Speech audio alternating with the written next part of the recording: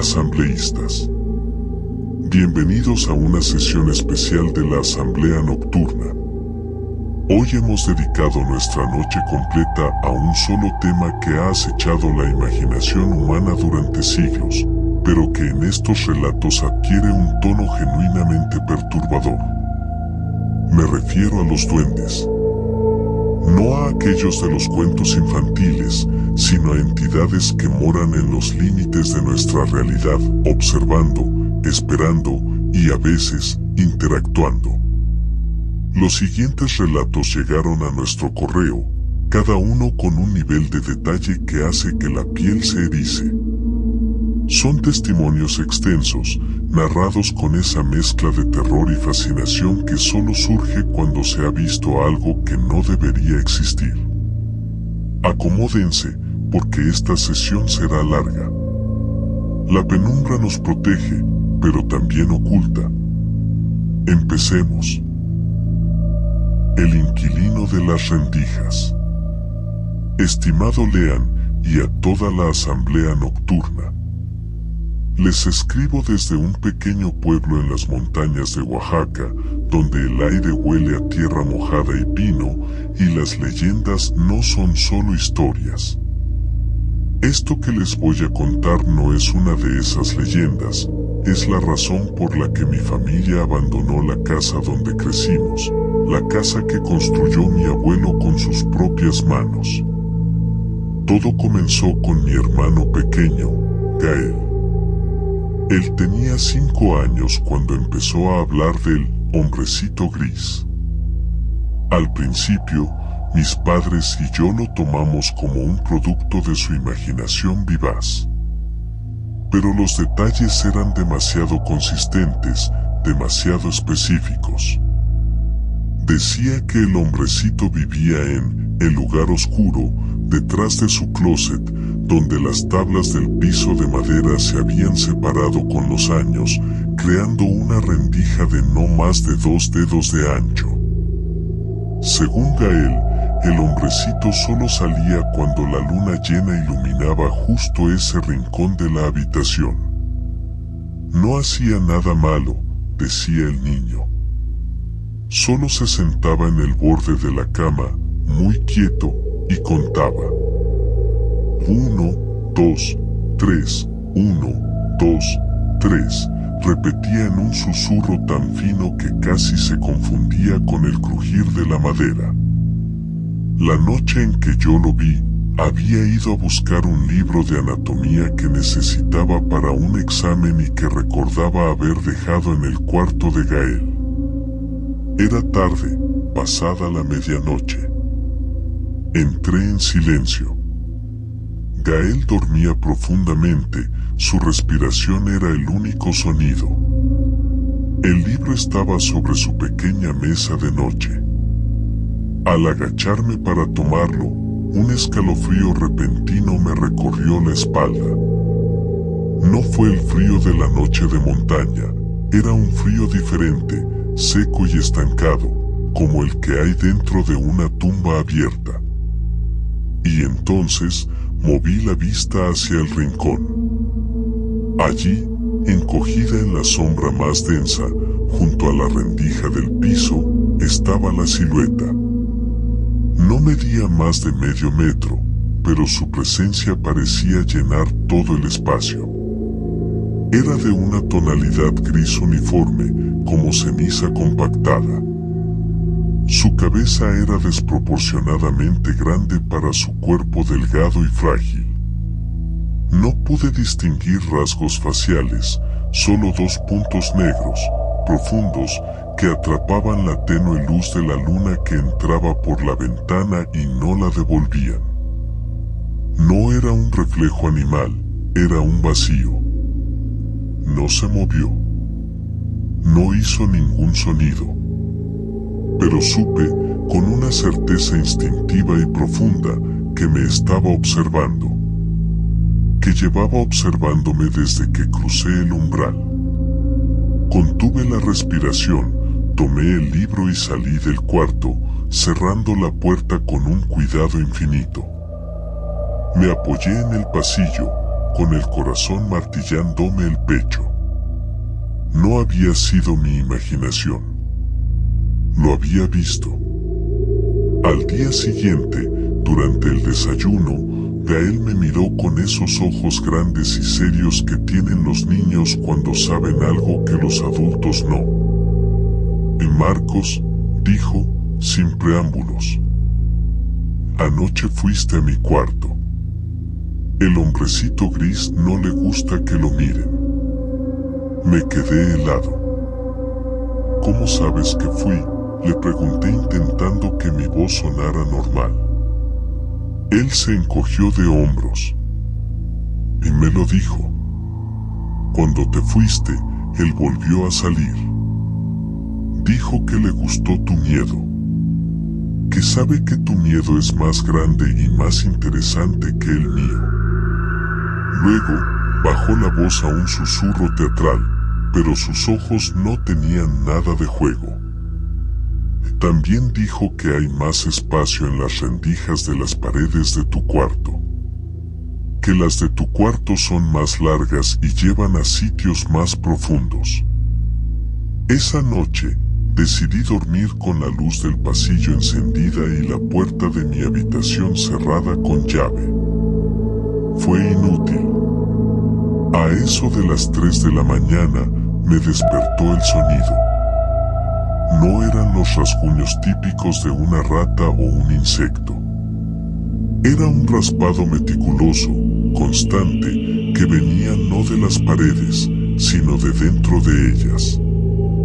Como si algo estuviera recorriendo los huecos entre los tabiques, rascando la madera y el yeso desde el otro lado. Y entonces vinieron los susurros. No era una sola voz. Eran docenas, quizás cientos, todas agudas y superpuestas, creando un coro fantasmagórico que parecía resonar dentro de mi propio cráneo. 1, 2, 3, 1, 2, 3, espacio, más espacio, rendijas. Nos mudamos una semana después, dejando casi todas nuestras pertenencias. Mi padre, escéptico hasta el final, puso la casa en alquiler. El primer inquilino fue un hombre mayor, solitario, que buscaba paz. Duró 3 meses. Un día, simplemente no salió de la casa. Cuando la policía forzó la entrada, no había rastro de él. Su taza de café estaba a medio tomar en la mesa, fría. Pero lo que más perturbó a los agentes, según le contó uno a mi padre en confianza, fue que todas las molduras de los zócalos de la casa habían sido arrancadas meticulosamente, como si alguien hubiera querido acceder a lo que había detrás. Y en el suelo de la habitación que fue de Gael, junto a la famosa rendija, encontraron una hilera perfecta de pequeños guijarros grises, formando una fila que salía del hueco y se perdía bajo la puerta, como migas de un camino. Nunca volvimos. A veces, en la casa nueva, cuando hay un silencio absoluto, creo oír, muy lejos, el tenue conteo. Y miro con desconfianza cada grieta, cada raja en la madera. Porque ahora sé que no están vacías.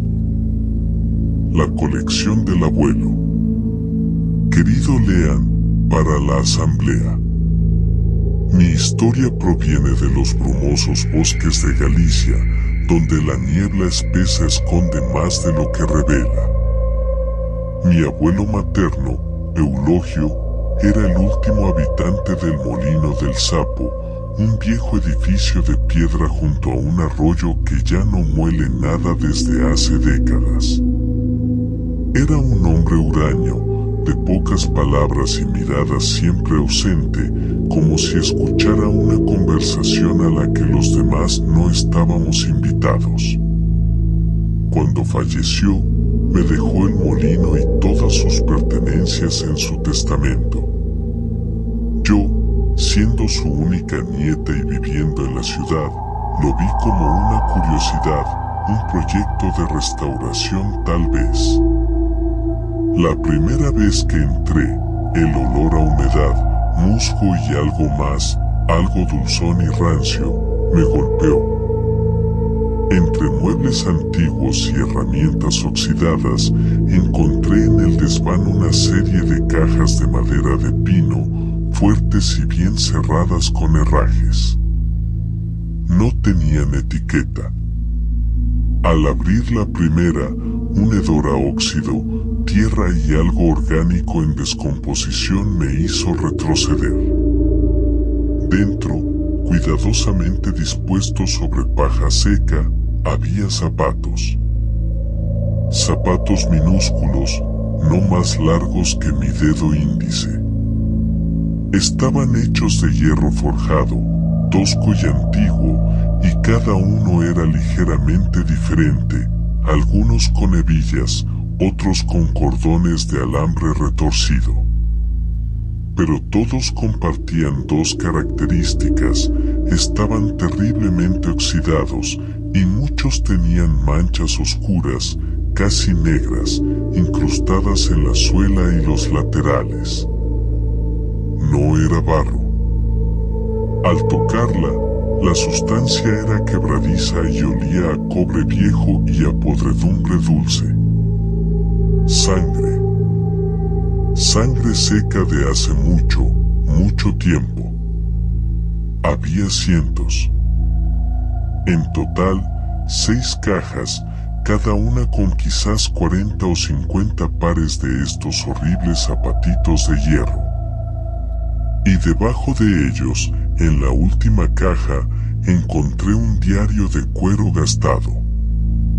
Las primeras páginas eran las de un niño, con letra temblorosa. Mi abuelo, con 7 u 8 años, escribía sobre los corros, el nombre gallego para ciertos duendes o espíritus traviesos.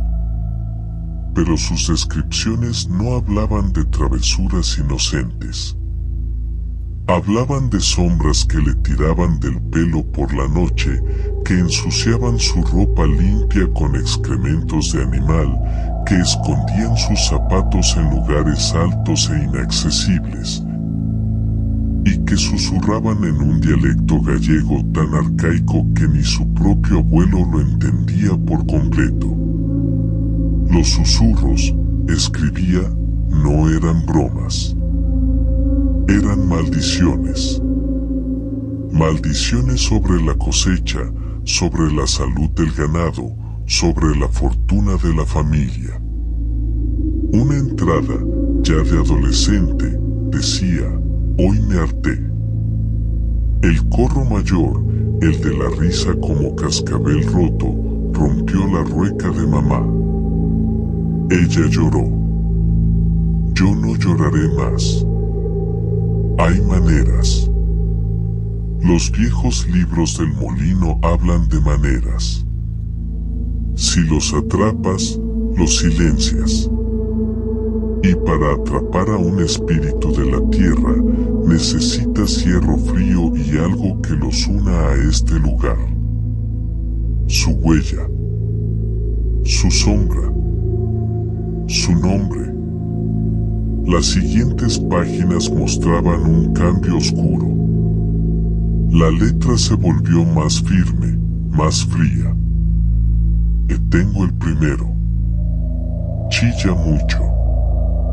Pero el zapato de hierro, hecho con el metal de la herradura del caballo que mataron el invierno pasado, lo silencia.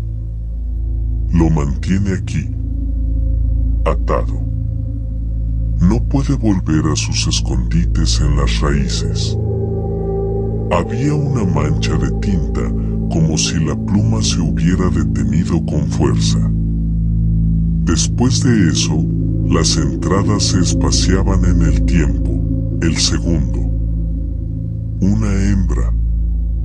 Más astuta. Tardé 3 lunas en engañarla con sal y leche agria. El tercero y el cuarto. hermanos. Los atrapé juntos.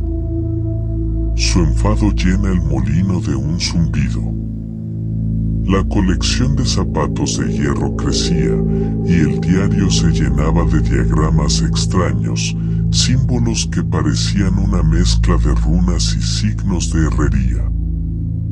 La última entrada, escrita con una letra temblorosa de anciano, heló mi sangre. Ellos no están solos. Tienen una jerarquía. Tienen una reina. Ella sabe que tengo a sus sirvientes, a sus cazadores, a sus mensajeros. Ella siente sus ausencias en la red de raíces y piedras que es su reino. No viene con ira. Viene con paciencia. Viene por mí y por los que vengan después. Por la sangre. La maldición no era para la familia, era para la piedra. Y el molino es de piedra. Y yo soy de la sangre del molino. Al leer esto, un crujido seco resonó en el desván, como si alguien hubiera pisado una ramita. Me volví, pero no había nadie. Las cajas estaban allí, silenciosas. Decidí salir, tomar aire. Volví al día siguiente, decidida a quemar todo. Pero algo había cambiado. Las cajas no estaban donde las dejé. Estaban alineadas en el centro del desván, formando un círculo imperfecto. Y los zapatos no estaban dentro. Estaban colocados alrededor del círculo, cada uno apuntando hacia el centro, como los pétalos de una flor macabra. Fue entonces cuando escuché los murmullos. No venían de una sola dirección. Surgían de las propias paredes de piedra del molino, un susurro colectivo, seco como hojas muertas, que decía: libéranos, devuélvenos a la tierra oscura, o únete a la colección, tu zapato ya está medido. Huí. Esa noche, desde la ventana de la pensión del pueblo, miré hacia el molino a media milla de distancia.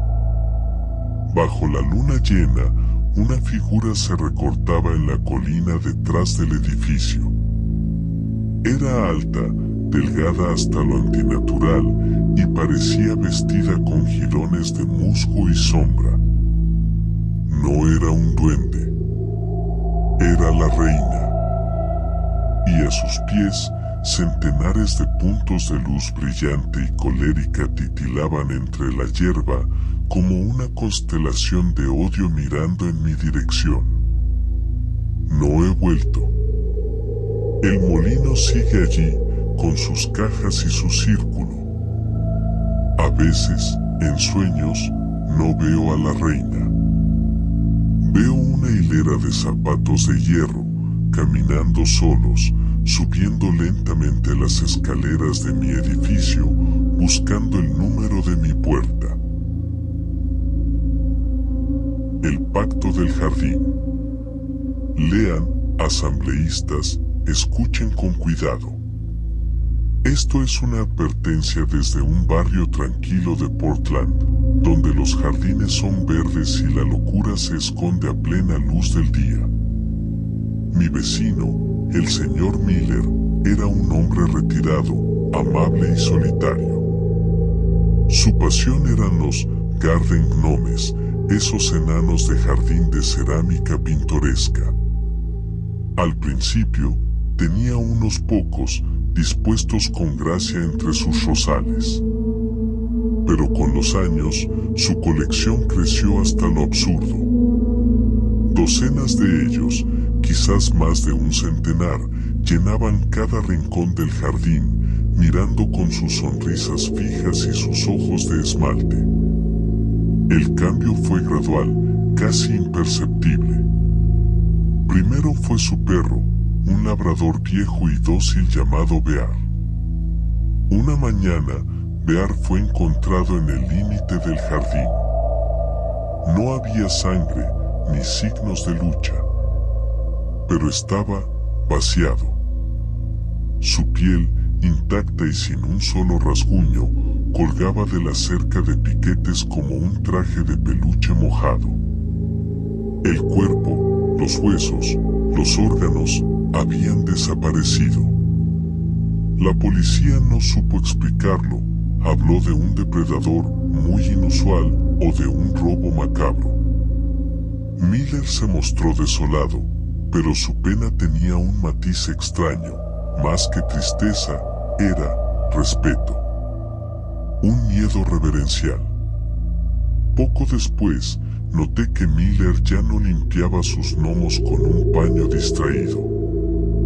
Lo hacía al amanecer, meticulosamente, con un cepillo de cerdas suaves y un balde de agua. Y les hablaba. No eran monólogos de hombre solitario, eran conversaciones susurradas, con pausas, como si escuchara respuestas. Sus rosales, antes espléndidos, empezaron a morir. Pero en su lugar, creció una extraña vegetación, hongos pálidos con forma de orejas, musgos de un verde casi fosforescente por la noche y enredaderas negras y retorcidas que parecían cables. La noche del incidente no podía dormir. Me asomé a la ventana que daba a su jardín, iluminado por una luna llena gigantesca. Miller estaba allí, en pijama. No estaba solo. Los gnomos se movían. No con la fluidez de un animal, sino con la torpeza pétrea de la cerámica animada. Giraron sus cabezas, bajaron de sus pedestales y comenzaron a caminar arrastrando los pies sobre la gravilla con un sonido crujiente. Formaron un círculo alrededor de Miller. Y entonces, desde detrás de los arbustos, desde los hoyos que antes tenían rosales, desde las grietas en el muro de piedra, emergieron ellos. Eran más pequeños que los gnomos, quizás del tamaño de un gato grande, pero infinitamente más ágiles. Sus cuerpos parecían hechos de corteza de árbol retorcida, raíces vivas y tierra compactada. Sus ojos no reflejaban la luz, la generaban, 2 puntos de un rojo carbón encendido. Duendes. Verdaderos duendes de la tierra húmeda del noroeste. Caminaban erguidos y su mera presencia hacía que el aire vibrara con un zumbido de insecto gigante. Uno de ellos, ligeramente más alto, con cuernos de ramita retorcida, se acercó a Miller. Mi vecino se inclinó, no por cortesía, sino por sumisión. De su bolsillo sacó pequeños objetos que brillaron a la luz de la luna, un reloj de pulsera antiguo, una llave de plata, las placas de identificación de Bear. Se los ofreció. El duende cornudo los tomó con dedos largos y nodosos, los olió y asintió lentamente. El círculo de gnomos de cerámica hizo una mueca colectiva, sus sonrisas pintadas parecieron ensancharse. Al día siguiente, Miller tocó a mi puerta. Tenía bolsas oscuras bajo los ojos, pero sonreía con una serenidad espantosa. A Caleb, dijo, sosteniendo uno de sus gnomos, uno particularmente grotesco con un sombrero puntiagudo y una expresión aviesa. Y quiero que tengas, agregó. Para protegerte, sabes. Los tiempos son extraños. El instinto me gritó que lo rechazara, pero la presión social, la absurdidad de negar un regalo tan inocente, me venció. Lo acepté. Ponlo cerca de la entrada, dijo Miller, y su sonrisa fue un corte fino en su rostro. Donde pueda ver. Coloqué a Gregor en el porche. Esa noche, Portland tuvo una de sus típicas lluvias finas. Me desperté a las 3:33 de la mañana por un golpeteo insistente en el vidrio de mi ventana del dormitorio. Allí estaba Gregor. Su figura de cerámica, empapada por la lluvia, estaba plantada en el alféizar exterior. Su rostro pintado ya no era solo avieso, era de un hambre rabiosa, voraz. Los colores parecían más vivos, más húmedos, como si la pintura estuviera recién aplicada. Y detrás de él, en la oscuridad empapada de mi jardín, no había nada. Luego, uno por uno, como estrellas rojas encendiéndose, aparecieron los ojos. Docenas de pares de esos puntos de luz roja carbón, fijos en mí, desde la sombra del roble, desde debajo del coche, desde los maceteros vacíos. No estaban en el jardín de Miller ahora. Estaban en el mío. Gregor no era un regalo de protección. Era un caballo de Troya. Una ofrenda de paz de Miller, pagada con mi propiedad. Ahora, cada noche, el círculo se cierra más. Los gnomos de Miller siguen en su sitio, sonriendo. Pero los duendes, los verdaderos, ya no están con él. Viven en mi cobertizo de herramientas. Oigo sus risitas ahogadas, sus conversaciones en chasquidos y silbidos, cuando apago las luces. Encuentro mis herramientas desplazadas, mi tierra para macetas removida en patrones espirales. Y anoche, Gregor ya no estaba en el porche. Lo encontré dentro, en el umbral de la cocina, mirando hacia el pasillo que lleva a las habitaciones. Su mano pintada señalaba hacia mi puerta. El pacto está hecho, asambleístas. Miller intercambió su seguridad por la mía. Y los duendes siempre cobran. La sílfide de la fábrica. Lean, asambleístas, les habla Dani, noche para los que recorremos lo que el tiempo olvidó. He pasado mis mejores y peores noches en sanatorios que susurran, en mansiones que respiran opresión, en teatros donde el aplauso fantasma aún retumba.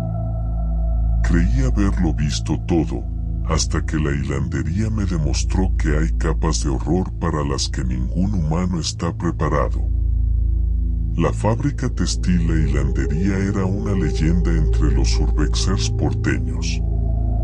Un mastodonte de ladrillo visto y hierro oxidado que dominaba 4 manzanas en el sur de la ciudad, abandonado desde los años 50 tras una serie de accidentes que nunca se investigaron del todo.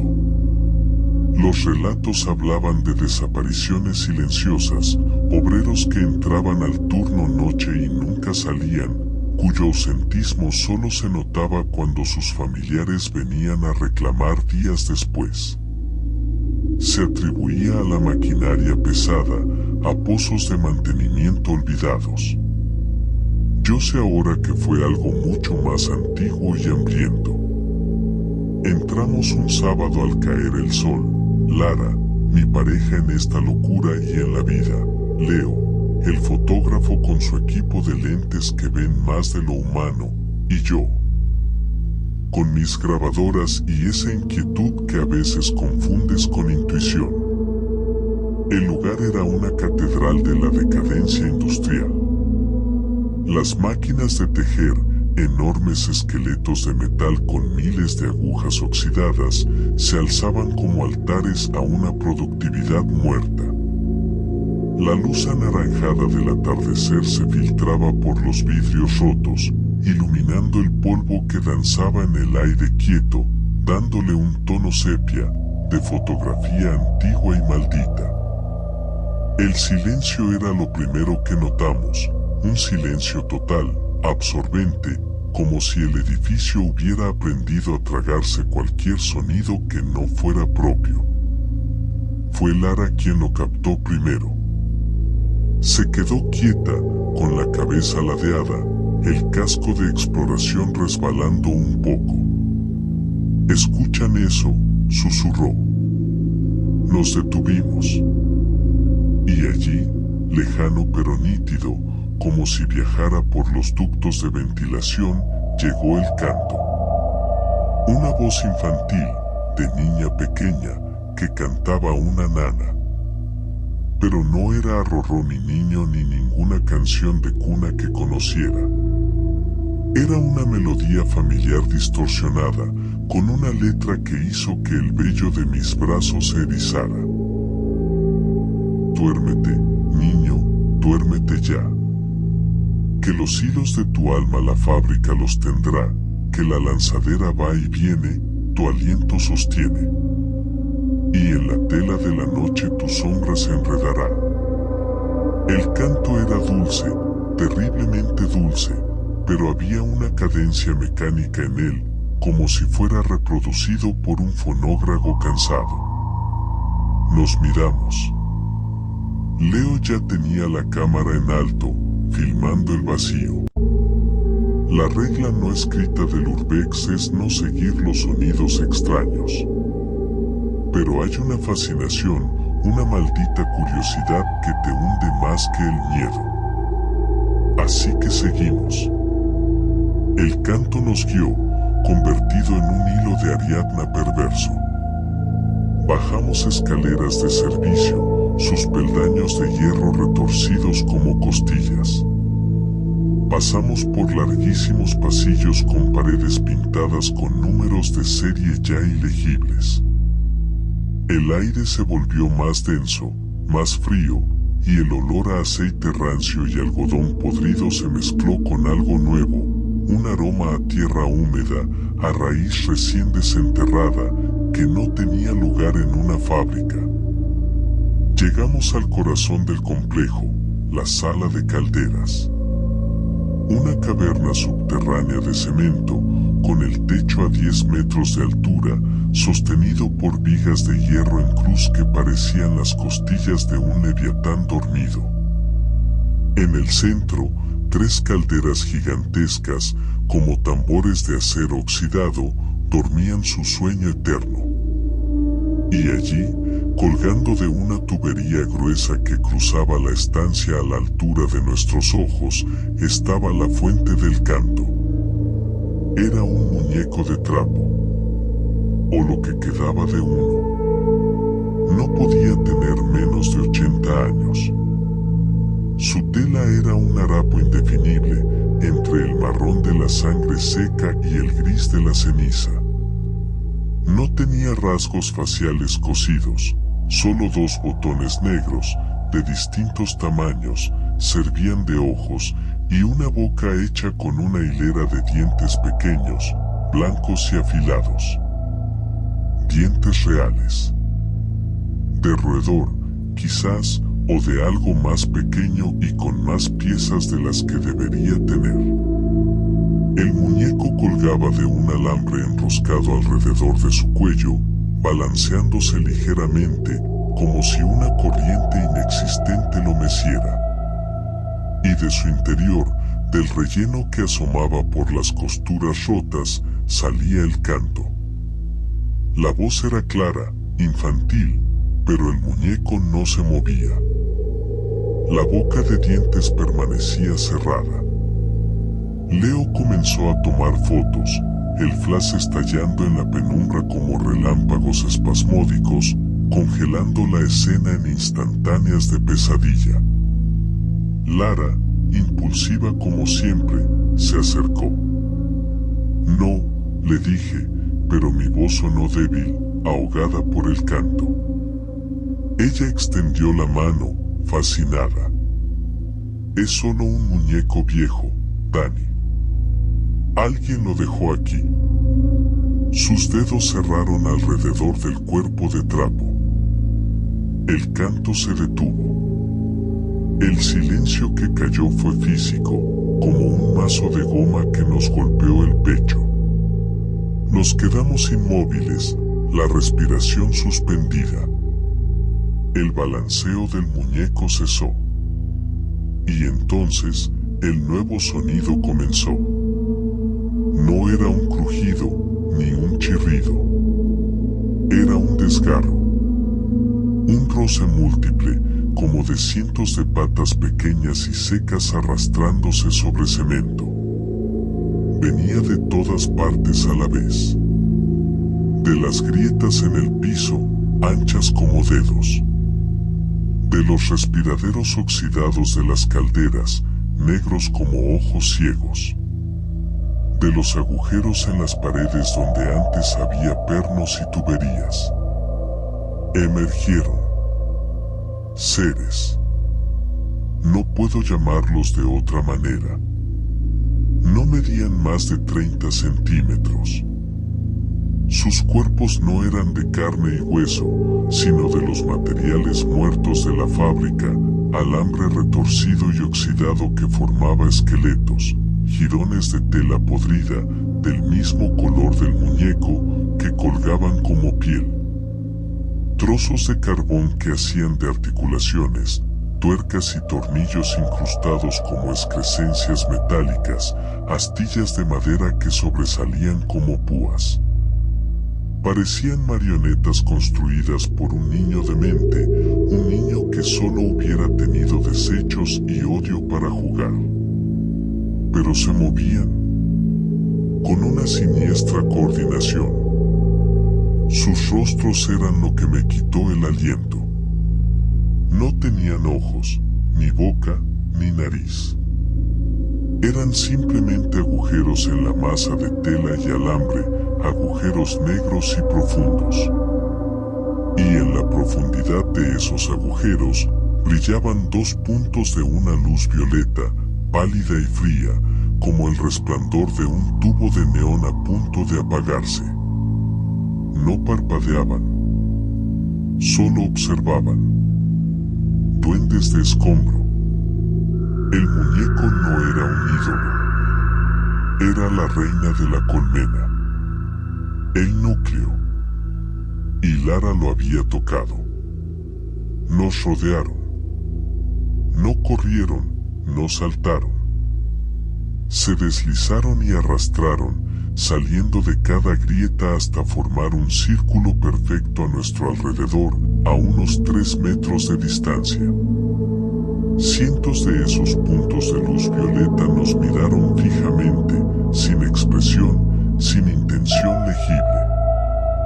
No hicieron sonido alguno, salvo ese leve zumbido que ahora sentía en los huesos, una vibración de baja frecuencia que parecía resonar en el esmalte de mis dientes y en el centro de mi cráneo. No nos atacaron, solo nos cercaron, esperando. Suelta el muñeco, Lara, susurré, la garganta seca como el polvo de la fábrica. Ella, pálida, con los ojos desorbitados mirando el círculo de criaturas, abrió la mano. El muñeco cayó. Antes de que tocara el suelo, uno de los duendes, ligeramente más grande, con un cuerpo hecho de un tubo de plomo retorcido, se lanzó con una velocidad sobrenatural y lo atrapó. Lo acunó contra su torso metálico, con una parodia de ternura macabra. Y entonces, el canto recomenzó. Pero no era una sola voz. Era un coro. Todos los duendes, los cientos de ellos, abrieron sus bocas, agujeros, rendijas, grietas en su construcción y emitieron la misma nana distorsionada. La cacofonía llenó la sala de calderas, amplificada por la acústica de la caverna, atronadora, profana. Las voces se superponían, desafinadas, creando una onda sonora que era casi tangible. Duérmete, niño, duérmete ya. Que los hilos de tu alma la fábrica los tendrá. Retrocedimos, despacio, sin darles la espalda, pegados el uno al otro. Ellos no avanzaron. Solo permanecieron en su círculo, cantando, sus puntos violetas fijos en nosotros, mientras el duende de plomo mecía al muñeco como a un bebé. Salimos de la sala, caminando de espaldas hasta que doblamos por el pasillo. Entonces, rompimos a correr. Subimos las escaleras a trompicones, tropezando con escombros, el eco del coro persiguiéndonos como una marea sonora, mezclándose con el sonido de nuestra respiración desesperada. Al salir a la fría noche de Buenos Aires, la normalidad del sonido del tráfico lejano fue un golpe. Nos detuvimos, jadeando, apoyados contra la fachada de ladrillo. Lara estaba temblando incontrolablemente. Dani dijo, con voz entrecortada: «Espera». Antes de que agarrara el muñeco, tomé una última foto, con el flash anular. Por si acaso. Sacó su cámara profesional, la pantalla brillando en la oscuridad. Abrió la última imagen. La escena de la sala de Caldera se veía con una claridad espectral, iluminada por el potente flash. Los duendes estaban todos perfectamente enfocados. Y en la foto se veía algo que en el momento, en el pánico, no habíamos notado. Todos, absolutamente todos, habían volteado sus cabezas de materiales de desecho para mirar directamente al objetivo de la cámara. Al mismo instante, sus agujeros ojos eran pozos de oscuridad con ese punto violeta en el centro, y todos apuntaban a nosotros. Pero eso no era lo peor. Lo peor era el fondo. La pared de cemento detrás de ellos. Proyectadas por la intensa luz del flash, se veían sombras. Nuestras sombras. Las siluetas de Lara, de Leo y mía, perfectamente definidas. Pero no estábamos de pie, como en la vida real. Nuestras sombras estaban colgadas de la pared, rectas, inertes, sin volumen. Como trajes vacíos, como pieles despellejadas, suspendidas de ganchos invisibles. Colgaban flácidas, los brazos caídos, las cabezas inclinadas. Como prendas en una percha, esperando ser usadas, o como el muñeco de trapo. Lara borró la foto al instante, con un grito ahogado. No, no, no. Pero era demasiado tarde. La imagen ya estaba quemada en nuestras retinas, en nuestra memoria, en nuestro miedo. En la mía, sigue estando. Ahora, en mi apartamento en el microcentro, rodeado del sonido de la ciudad viva, a veces en el silencio de la madrugada, el zumbido de los transformadores eléctricos en la calle se transforma, por un segundo terrorífico, en aquel coro violeta de voces infantiles y distorsionadas. Y lo comprendo. No nos estábamos alejando de una fábrica abandonada. Nos estábamos alejando de nuestro propio destino, colgado de un gancho en la oscuridad. Ellos no querían nuestros cuerpos. Querían lo que dejamos atrás, el molde, la sombra, el traje de nuestra existencia. Y el muñeco, su reina de trapo, sigue allí, mecido por sus sirvientes de alambre y desecho, cantando para atraer a más exploradores, a más almas cuyos hilos la fábrica, eternamente hambrienta, aún espera tejer en su tela de noche.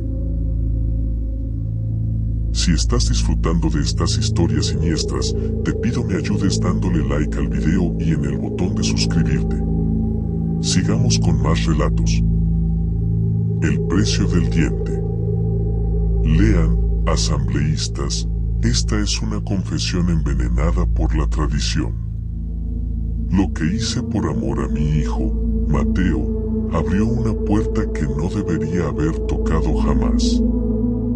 Vivo en Valparaíso, donde los cerros son testigos mudos y el mar guarda secretos antiguos. En mi familia, el ratón Pérez nunca fue un cuento simple. Era un ritual heredado de mi abuela materna, una mujer de raíces mapuches y supersticiones de puerto que se tejían en una sola sabiduría llena de advertencias. Las reglas eran estrictas, casi litúrgicas. Cuando a un niño se le caía un diente de leche, no se colocaba bajo la almohada. Se ponía en un vasito de vidrio transparente, lleno solo de agua de lluvia recolectada en un cántaro de barro. Si no había, agua de manantial servía, pero era menos poderosa. Este vaso se dejaba en el alféizar de la ventana de la cocina, siempre la que diera al cerro o al jardín, nunca a la calle. Antes de ir a dormir, el niño debía susurrar 3 veces, mirando a la oscuridad exterior, para el que viene de la tierra húmeda, un diente blanco. Para mí, una moneda brillante. Intercambio justo, pacto limpio. Mi abuela lo hizo, mi madre lo hizo con timidez, y yo, con Mateo, quise revivir esa magia familiar. El primer diente cayó cuando él tenía 6 años. Seguí las instrucciones al pie de la letra. Por la mañana, corrí a la ventana con una mezcla de ilusión y nerviosismo. El diente había desaparecido.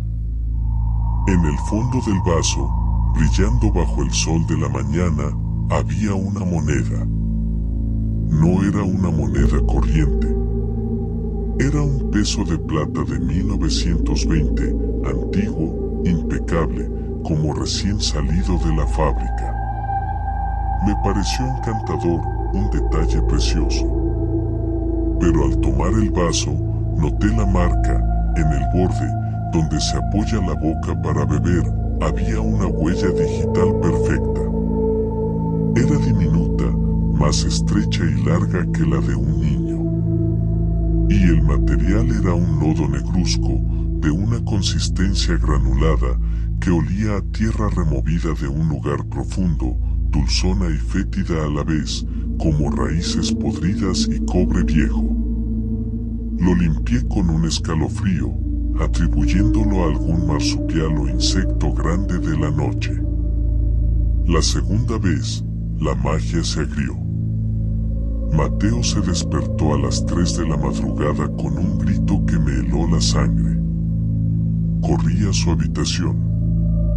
Estaba sentado en la cama, encogido, señalando con un dedo tembloroso el rincón más oscuro, donde su ropero proyectaba una sombra densa. El hombre de barro lloraba, con los ojos desorbitados. El hombre de barro con dientes de ratón. Entre sollozos, contó que se había despertado sintiendo un peso inmenso en el pecho, como si una losa se hubiera posado sobre él. Y allí, sentado en su torso, estaba un hombrecito. Delgado, con la piel cuarteada como la tierra en verano, de un color marrón grisáceo. Su rostro era plano, pero su boca tenía muchos dientes, mamá. Pequeños, amarillos, puntiagudos. Como del chancho ratón, pero todos distintos, desordenados. El hombrecito no dijo nada. Solo se inclinó, muy lentamente, y le sopló en la cara. Su aliento olía a hoyo, dijo Mateo, sollozando. A hoyo profundo. Aquella mañana, en el vaso, además de otra moneda antigua, esta vez un centavo de 1895, había un nuevo objeto. Un diente. Pero no era un diente humano. Era más pequeño, cónico, afilado como un colmillo de un blanco sucio. Parecía de un roedor grande o de un animal carnívoro pequeño. Lo toqué y sentí una punzada de frío que me subió por el brazo. El miedo, ahora genuino, me llevó a investigar.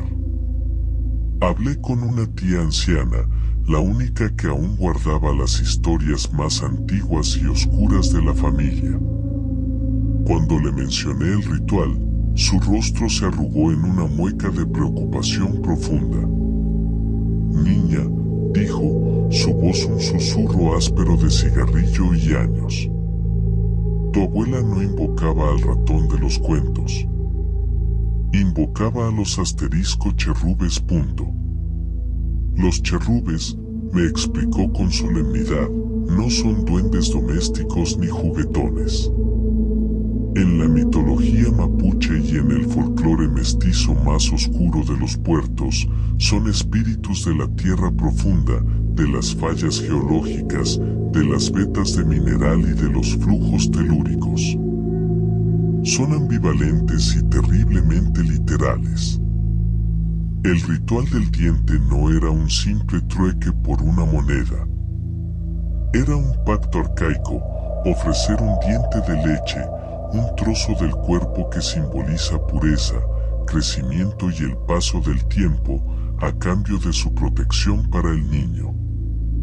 Pero era también una forma de reconocimiento. Un modo de decir, esta familia, esta casa, está bajo tu mirada. Te damos un tributo de nuestra esencia más joven.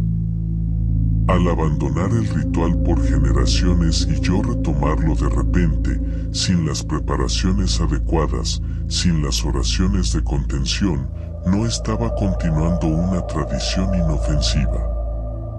Estaba enviando una invitación de reapertura a unas fuerzas que dormían. Y los cherrubes, siempre hambrientos de ese tipo de energía pura y simbólica, habían aceptado la invitación con un apetito renovado.